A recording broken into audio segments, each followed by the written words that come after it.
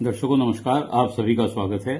आज इस वीडियो के द्वारा मैं दुर्ग के रहने वाले गुंजन देवांगन जो हैं उन्होंने अपने कैरियर के बारे में और सब्जेक्ट पढ़ाई के विषय में पूछा है, तो उसके बारे में बताऊंगा। उनके द्वारा जो बर्थ डिटेल दी गई है उसके हिसाब से उनका धनु लगन का चार्ट बनता है, जिसके दूसरे भाव में गुरु राहु है, तीसरे भाव में चंद्रमा है, सप्तम भाव में मंगल है और अष्टम में केतु शुक्र है, नवम भाव में भाग्यस्थान में सूर्य और शनि है, दसम भाव में बुध है।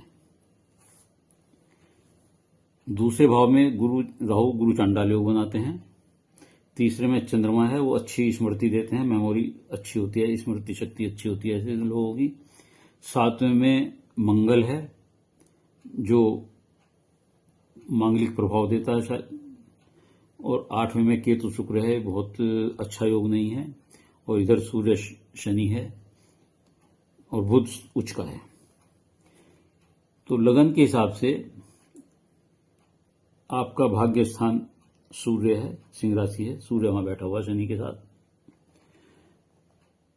जो कुछ विलंब से, वैसे तो सूर्य होने की वजह से आपका भाग्योदय 22 और 23वें साल में होता है, लेकिन शनि बैठा हुआ है तो वह भाग्य उदय में थोड़ा सा विलंब करा सकता है।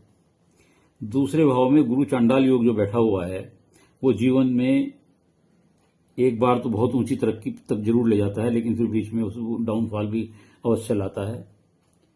आंख, दांत, बाल, कान, जीभ की कोई समस्या आपको हो सकती है। इसके लिए एक तो आप गुस्सा ना करें, गुरु चांडाल में नियंत्रण करें गुस्से पर, लाभ होगा।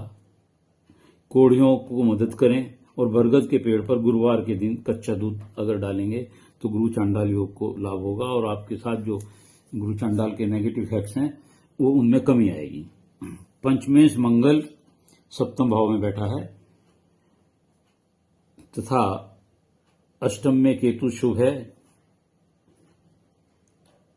केतु बैठे हुए हैं, लेकिन पंचमेश जब सप्तम में बैठ जाता है तो ये प्रेम विवाह या प्रेम संबंधों को बताता है, लेकिन अष्टम में जो केतु और शुक्र की स्थिति है ये बताती है कि बहुत अच्छा तालमेल नहीं रहेगा शादी प्रेम विवाह में, और बाद में कुछ दिक्कत आनी शुरू हो जाएंगी, क्योंकि राहु की दृष्टि भी इन पर केतु पर इस पर पड़ रही है, केतु शुक्र पर पड़ रही है, जो शादी को सफल नहीं होने देते।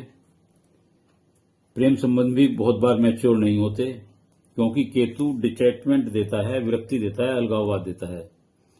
केतु शुक्र का जो संबंध है ये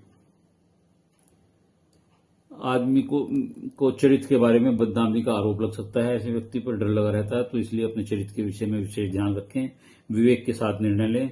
चर्म रोग भी हो सकता है, स्पाइनल कॉर्ड की बीमारी भी हो सकती है,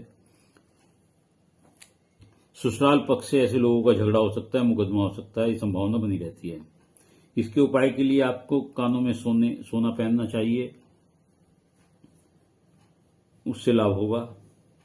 भाग्य स्थान में सूर्य के साथ शनि है, ये अच्छा नहीं होता, पिता के सुख में कमी करता है या विचार भिन्नता लाता है, अनावश्यक शत्रुता बढ़ाता है लोगों से। आप इसके लिए कभी पिता का अपमान न करें। आपको जन्म के समय भी शनि की 7.5 थी, यानी कि आप ये देखिए कि यहाँ पर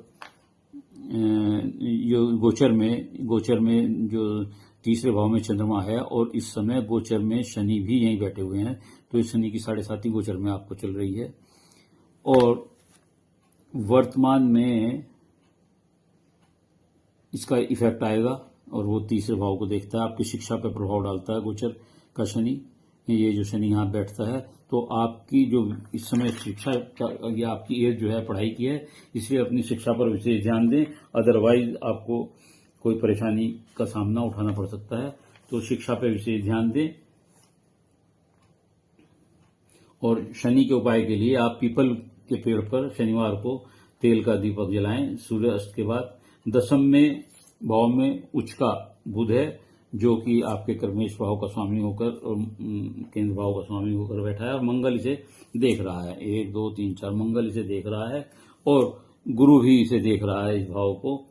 तो आपकी ऐसे में तार्किक बुद्धि बहुत अच्छी होती है, गणना का, सीए का, अकाउंटेंसी का काम आप अच्छा कर सकते हैं। और बुध, मंगल, गुरु और राहु की भी दृष्टि पड़ रही है। इन सब की अगर देखा जाए तो ये ऐसे में आपका जो कैरियर हो सकता है, बिल्डिंग मटेरियल का कार्य कर सकते हैं, रियल एस्टेट का काम आप कर सकते हैं, ठेकेदारी कॉन्ट्रैक्टरशिप आप कर सकते हैं, ऑटोमोबाइल का काम आप कर सकते हैं।